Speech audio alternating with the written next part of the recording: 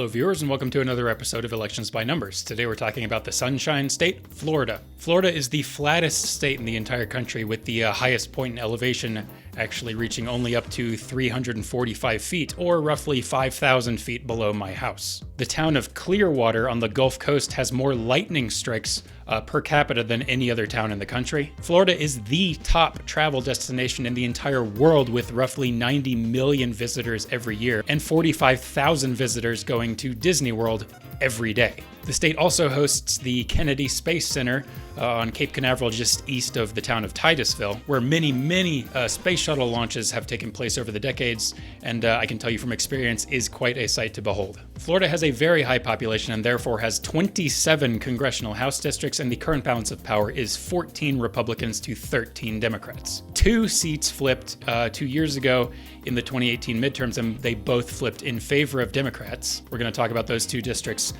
later on, along with a few others as being in play this year. But to get an overall picture of how Floridians have been electing their representatives over the years, let's pull up a line graph right now.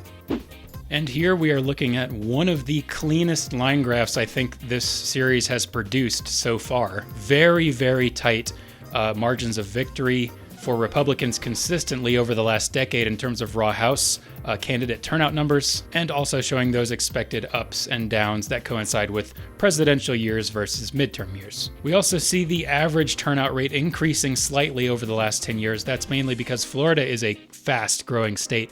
It actually pretty recently just surpassed New York in terms of population, so it's now the 3rd most populous state behind California and Texas. It's also interesting to note that blue wave that largely swept through the country in 2018 is not really noticeable at all from this data. If you'll remember from 2 years ago, the Republican candidate won the governorship, and Rick Scott flipped the Senate seat red after he ousted Bill Nelson 2 years ago. So it makes one wonder if Democrats don't have as strong a foothold in Florida as the blue wave might have suggested for other states. Overall, this is a very Florida-looking graph. I mean, just consistently tight all the time. I mean, as long as I've been paying attention to elections, since 2000, it's always been a razor-thin state. So this is pretty much what I expected to see. Now, let's toss that graph aside and let's take our districts one at a time. We're talking about 5 of them today, 5 districts that I consider to be in play, or at least slightly in play in Florida this year. And they are Florida's 15th, 16th, 18th, 26th, and 27th. They're all up here in my window now, and they're colored according to which party is currently representing them. And next to that is their rating from the Cook Political Report's Partisan Voting Index, showing how it votes compared to the national average. So let's take these districts one at a time with the assistance of Pollbot here, going in numerical order. Let's first do that 15th district, currently represented by a Republican, with a partisan lean of +6 into the Republican column when compared to the national average. Pollbot, how is that likely to go? And here we have no flip for Florida's 15th district. It is going to remain in Republican control. This is a district that covers areas east of Tampa. It moved to the left slightly, going from 2016 to 2018, but not enough of a difference for me to believe that it will be switching parties this year either. Okay, next we have Florida's 16th district, which covers areas south of Tampa. Pretty similar story to Florida's 15th, actually. It moved slightly to the left, but not nearly enough to flip the district 2 years ago. Also with a partisan lean to the right of the national average. Pollbot, how is that likely to go?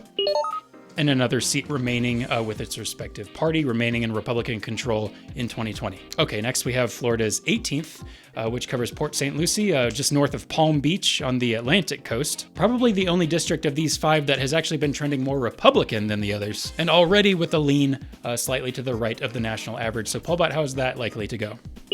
And as expected, that 18th district remaining in Republicans' control. Okay, these next 2 districts are the newest districts that were added to the state within the last 10 years. Both flipped from Republican to Democrat 2 years ago. These were the only 2 districts that flipped in 2018. Obviously, now they're both in Democratic control. Florida's 26th covers the southern tip of Florida, including Key West, and flipped by just under 2%. Actually, 2 years ago, it was a very razor-thin margin of victory for the Democrat. So Pollbot, how is it likely to go this year? Okay, and we have a freshman Democratic representative winning a 2nd term in 2020. This seat will stay blue. And lastly, to cap this off, we have Florida's 27th district, which covers Miami Beach and other southern suburbs around that area, flipped from Republican to Democrat 2 years ago as well by a more comfortable margin of victory than the 26th district. It was around 6% in favor of the Democrat, also with a lean to the left of the national average. Pollbot, how is that likely to go? Okay, and another seat staying the same. At the end of the day, we have, it looks like, no flips in Florida at all. 27 districts and not a single flip is the projection that we've made here today. So let's make that result official now and put it on our first map right now. Mark it.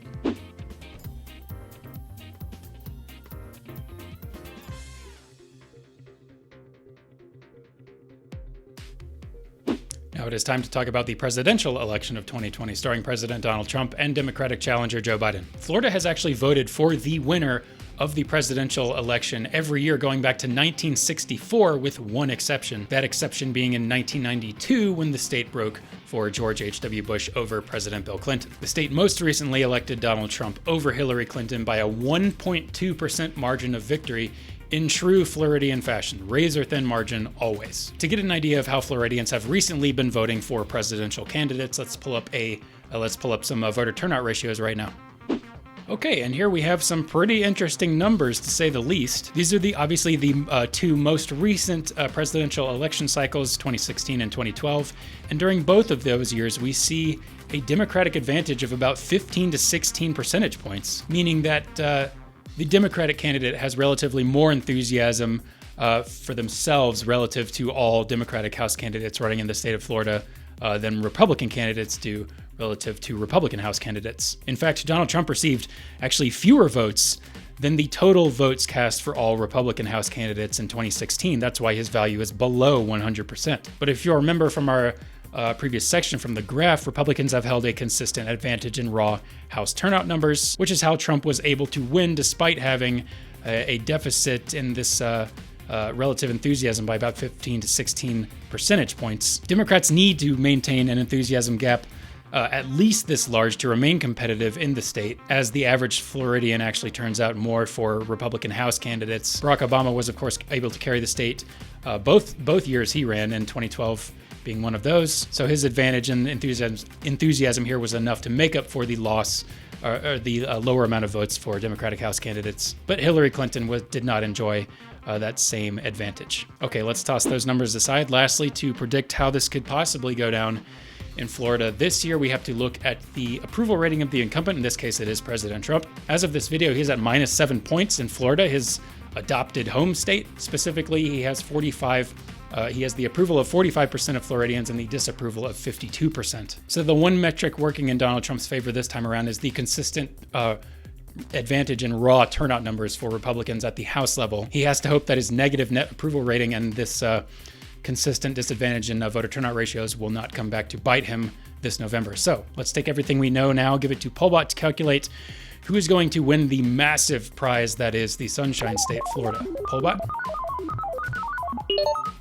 And there is your result. We have projected Joe Biden to carry the state of Florida by a roughly 2.16% margin of victory, narrow as expected. In fact, this would be a larger margin of victory that we projected here today for Biden than Trump enjoyed 4 years ago. Remember, he only won by 1.2% over Hillary Clinton. So for the state of Florida, a very inelastic state that's the biggest swing state prize in the entire nation, this is actually a relatively pretty large swing to the left, and due largely in part to Donald Trump's negative approval rating. I'm sure that's the straw that's going to break the camel's back this time around. So we have a result now for the state of Florida at the presidential level. Let's make this official and put it on our presidential map right now. Mark it. Whoa, hold up. Toss that map aside. Okay, viewers, today, Pollbot and I, based on Florida's projected numbers for today, are ready to call this presidential race for Joe Biden. He was at 269 electoral votes before this video today. He only needed one more to reach that magic number, but instead he got 29 in the form of Florida, putting him well above the mark of 270. So we're making this official today, October 15th. Elections by Numbers is projecting that Joe Biden will be the 46th president of the United States. Sorry for the interruption. Let's go back to the map.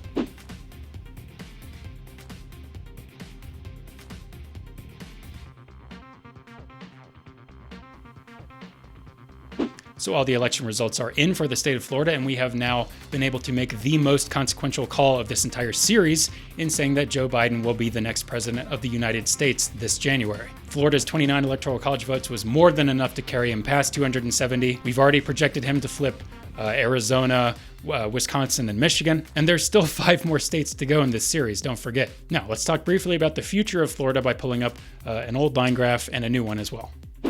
Okay, first let's talk briefly about, in a little more detail about the raw House turnout numbers that we've observed in Florida over the last 10 years. Let's look specifically at the slope values that are available in both of those equations there.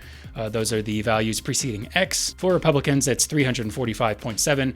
For Democrats, it is 386.2. Basically, those numbers represent the average increase in raw voter turnout every 2 years when you take the last decade as a whole. So Democrats have a very, very slight advantage over Republicans, but of course remain somewhat behind them in terms of raw numbers every year going back to at least 2010. The blue wave of 2018 that swept across many states barely registered in Florida at all. It was more of a blue ripple in Florida, of course, resulting in a Senate seat flip for Republicans and a governorship remaining Republican. Nevertheless, Democrats do have a slightly larger number here, which means they are closing that gap, but at an almost imperceptible level. And next, let's look at this other line graph here. Nothing too new here from what we've already talked about in the previous section. Democrats have generally more enthusiasm for their presidential candidate relative to Republicans, and that enthusiasm decreased for both candidates 4 years ago than there was for either Barack Obama or Mitt Romney in 2012. And they decreased at roughly the same rate. But of course, in Florida, even a minuscule difference like this can make or break a candidate's victory in the state, as it did with Hillary Clinton. She lost the state in 2016 after Obama carried it 4 years prior to her. So differences like these do matter in a state that is so swingy, so inelastic like Florida is. Okay, let's toss those graphs aside. I'll give you my final consensus on Florida. Florida is growing at a remarkably fast rate. It's one of the fastest growing states in the country right now, as evidenced from the upward trajectory in both raw turnout numbers for Democrats and Republicans. And they're remaining competitive at the House level and at the presidential level at all. So I don't think Florida is going to be abandoning its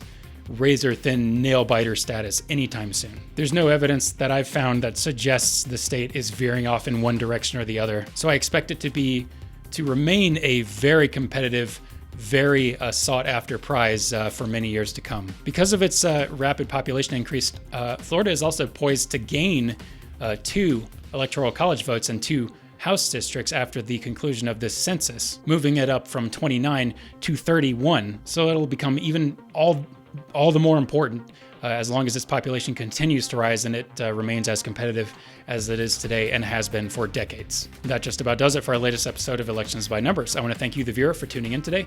If you like what you saw, please hit the subscribe button to get updates on new content as it becomes available. I upload videos every Monday and Thursday. I'm also on Twitter, and I update that account with which state I'm covering next ahead of the scheduled release date. So if you want to stay ahead of the curve, please give me a follow on Twitter, and that link is in the description. Thanks again for watching. Thank you for voting.